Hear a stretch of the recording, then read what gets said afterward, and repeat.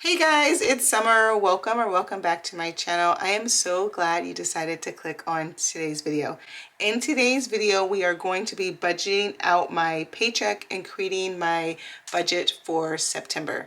If you are new, welcome. My name is Summer and I'm currently on a financial journey to pay off all my debt while saving money at the same time.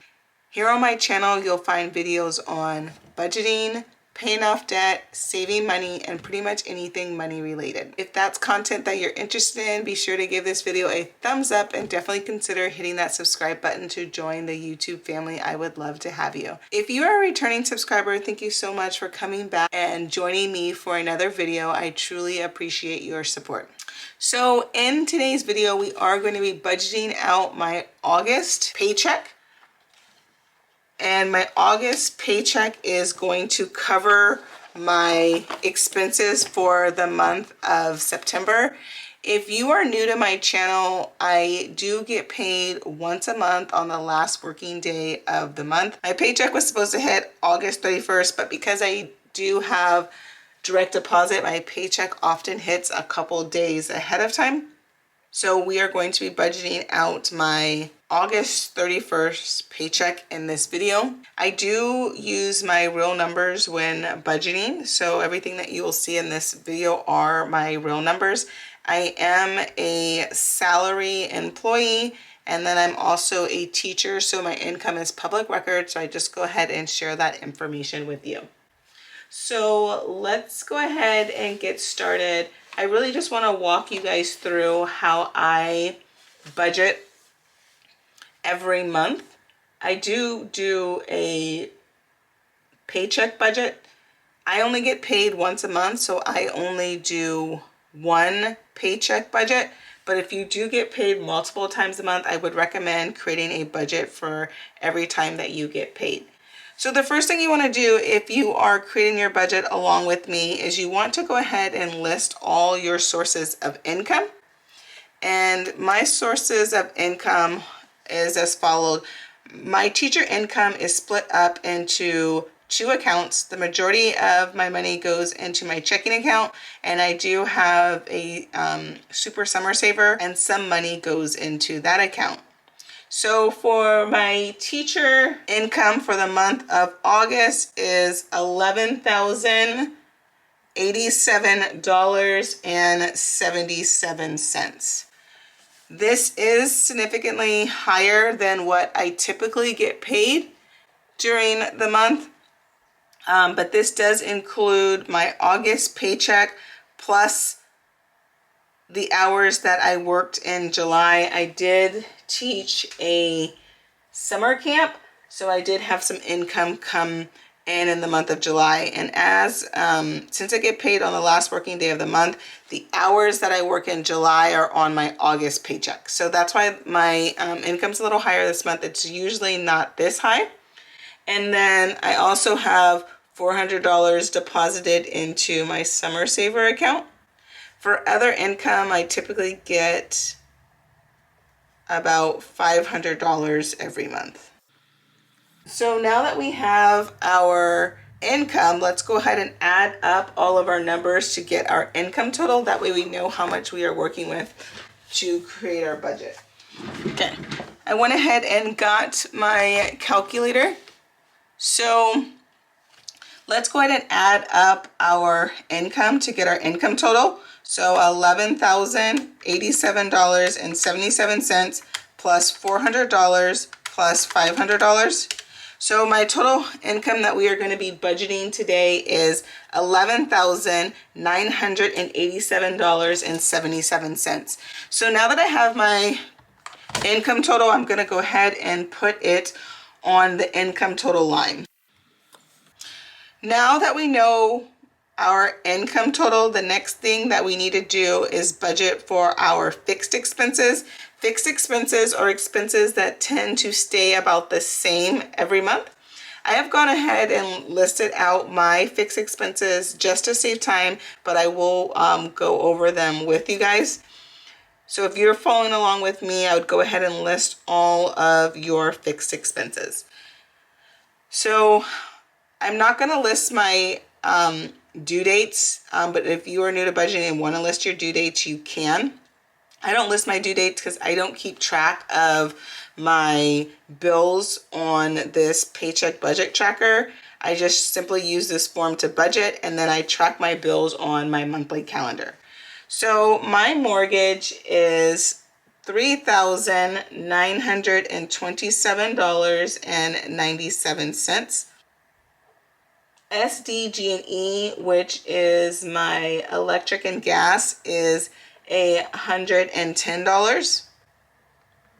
My cell phone bill is $141.85. AT&T, which is for my internet, is $55.27. Instant Ink is an ink subscription that I have with HP. That is $6.48 a month. iCloud is extra storage for my cell phone. That is $2.99. I do have an Epidemic Sound subscription, which is $15 a month.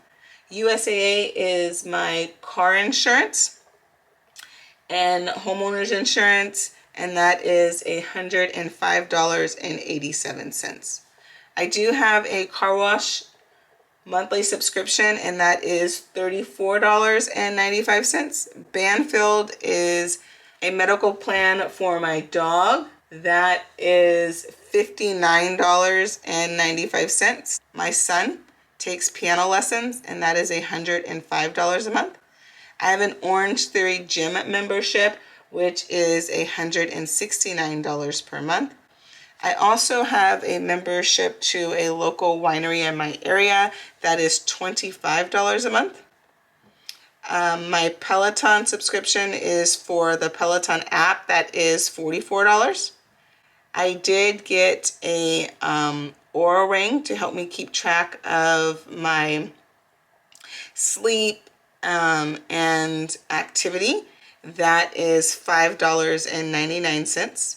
I do invest with American Funds, and that is $150 a month. My HOA, because I live in a condo, is $417 a month. Apple, which is for my cell phone, is $17.75. All of my bills would not fit on this bill tracker, so I did have to use a Post-it to write down my other bills. My School First personal loan is $249.72. My Best Buy credit card is $29. I do not have a minimum payment due for my School First credit card or my Citi credit card. And then I am budgeting $100 for my classroom and also new work clothes. So I am going to be including this $100 in my budget every month until I get everything for my classroom and I'm able to update my wardrobe with some new pieces for work. I'm just going to give myself $100 every month, probably for like the next 10 months, I'm thinking. I might get everything before then, but I just want to just add a few pieces each month. So now that we have all of our bills, we need to go ahead and add up our bills to get our bill total. So we have $3,927.97 plus $110 plus $141.85 plus $55.27 plus $6.48 plus $2.99 plus $15 plus $105.87 plus $34.95 plus $59.95 plus $105 plus $169 plus $25 plus $44 plus $5.99 plus $150 plus $4.17 plus $17.75 plus $249.72 plus $29 plus $100. So this is a look at my bill total, and my bills come out to be $5,772.79. So I'm going to go ahead and put this on my bill total line. And so now that we have our bill total, let's go ahead and see how much we're left with after we pay all of our bills. So let's take my income total of $11,987.77 and subtract $5,772.79. So after paying all of my bills, I am left with $6,214.98. So now that we have budgeted all of our fixed expenses, now we need to budget for our variable expenses. Variable expenses are expenses that change month to month. My variable expenses are my cash envelopes that I keep in my wallet. So I have the following cash envelopes that I keep in my wallet: food, transportation, household, entertainment / fun, health and beauty, and personal. This month for food, we are budgeting $500. For transportation, we're budgeting $320. For household, we're budgeting $100.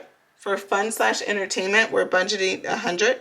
For health and beauty, we're budgeting $300. And for personal, we're budgeting $100. So now that we have all of our variable expenses, let's go ahead and add them up to get my envelope total. So 500 plus 320 plus 100 plus 100 plus 300 plus 100. So my variable expenses come out to be $1,420. So I'm just going to take that number and write it on my envelope total line. So $1,420. Now that we know what my envelope total is, let's take our leftover amount of $6,214.98 and let's subtract our envelope total. So $6,214.98 minus $1,420 equals $4,794.98. So I'm just going to put that on the leftover line. Okay. Now that we've budgeted for our fixed expenses and our variable expenses, next we are going to be budgeting for our sinking funds. Sinking funds are just extra savings accounts that you have to save for big expenses that you know are coming up. So the following sinking funds that we are going to be budgeting for this month is back to school, gifts, vacation / travel, and home repairs. I do not budget for all of my sinking funds at one time. So first, let's go ahead and put our leftover amount of $4,794.98. For back to school, I'm going to budget $865.26. For birthday gifts, I'm going to budget $61.07. For vacation / travel, I'm going to budget $500. And for home repairs, I am going to budget $249.74. So now that we have my sinking funds, let's go ahead and add up my sinking funds to get my sinking fund total. $865.26 plus $61.07 plus $500 plus $249.74. So my sinking fund total comes out to be $1,676.07. So now let's take our leftover amount of $4,794.98 and subtract our sinking fund total, $1,676.07. So that means we are left with $3,118.91. So now that we've budgeted for our sinking funds, now we're going to budget for extra debt payments. I'm going to be making the following extra debt payments.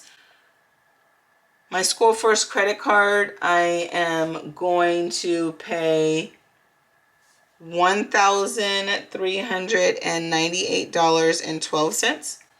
My city, I'm going to pay $1,285.26. So now let's go ahead and add up my extra debt payments to get my extra debt total. So $1,398.12 plus $1,285.26. So my extra debt total is $2,683.38. So now let's take my leftover amount, $3,118.91, and subtract our extra debt total of $2,683.38. So that means we are left with $435.53. So I'm going to put that on the leftover line. And now we need to budget for my extra savings. My summer saver is going to get $400. And then I'm going to leave a buffer in my checking account of $35.53. So if we add up my saving total, we are going to get $435.53. If we take our leftover amount of $435.53 and subtract our saving total of $435.53, that means we're going to be left over with $0. So that is how I create a zero-based budget where every dollar is accounted for. And I get that by taking my income total, subtracting my bill total, subtracting my envelope total, then subtracting my sinking fund total, then subtracting my extra debt total, then subtracting my saving total. So that is how I get a zero-based budget. Then the last thing over here is just where I fill out my cash denominations breakdown. So food is going to get $500, household is going to get $100, personal is going to get $100. Transportation, I am cashless for that, so I don't need to pull out money for that. And then self-care is going to get $300. So I am going to need to pull out $5, $6, $7, $8, $9, $10, $1,000 from the bank. And then on this side, you go ahead and fill out this cash denomination breakdown. That way you know the denominations that you want to take out when you go withdraw your money from the bank. So for food, I want 5 $1 bills, 1 $5 bill, 3 $10 bills, 3 $20 bills, 4 $50 bills, and 2 $100 bills. For household, I want 5 $1 bills, 1 $5 bill, 1 $10 bill, 4 $20s, 0 $50s, and 0 $100 bills. For personal, I want 5 $1 bills, 1 $5 bill, 1 $10 bill, 4 $20 bills, and then 0 $50 bills and 0 $100 bills. And then for self-care, I want 5 $1 bills, 1 $5 bill, 1 $10 bill, 4 $20 bills, 2 $50 bills, and 1 $100 bills. So then down here, I go ahead and add up my numbers. So for $1 bills, I need 20 $1 bills.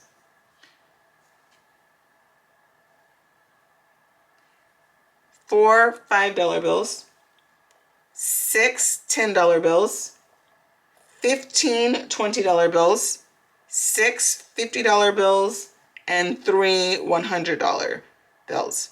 And then I go ahead and add the total value. So 20 $1 bills is $20. 4 $5 bills is $20.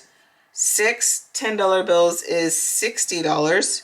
15 $20 bills is $300. 6 $50 bills is $300.